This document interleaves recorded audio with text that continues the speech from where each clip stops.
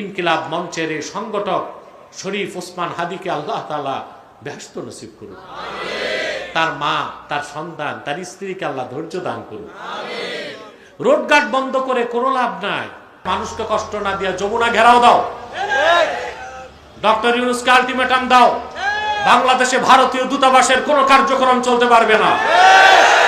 বাংলাদেশ থেকে ইলিশ রপ্তানি করা যাবে না, কোনো বাণিজ্যিক সম্পর্ক থাকবে না।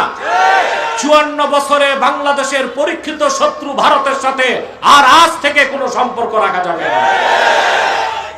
আমাদের সমস্ত রাজনৈতিক দলগুলোকে সিদ্ধান্ত নিতে হবে, শরীফ ওসমান হাদির মৃত্যুকে কেন্দ্র করে বাংলাদেশে আর ভারতীয় আধিপত্যবাদ চলবে না।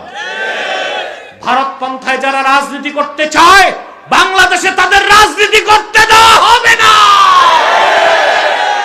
শরীফ ওসমান হাদি দেশের পক্ষে কথা বলেছে, তাকে শাহাদাত বরণ করতে হইল।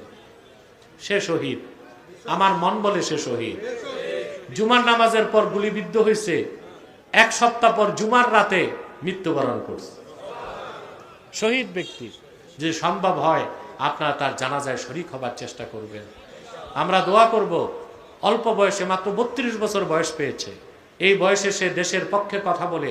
ছেলেটা ছিল খুবই ভালো, ছাত্র নেতাদের মধ্যে ইসলামের পক্ষে ছিল তার বলিষ্ঠ কণ্ঠ, 5 ওয়াক্ত নামাজি ছিল, ভারতীয় আধিপত্যবাদের বিরুদ্ধে বক্তব্য দিত, দুর্নীতির বিরুদ্ধে কথা বলতো, এমনকি এনসিপির সমালোচনাও সবচেয়ে বেশি সে করছে।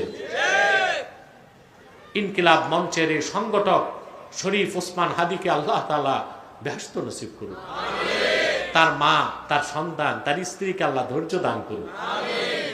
রোডঘাট বন্ধ করে কোনো লাভ নাই।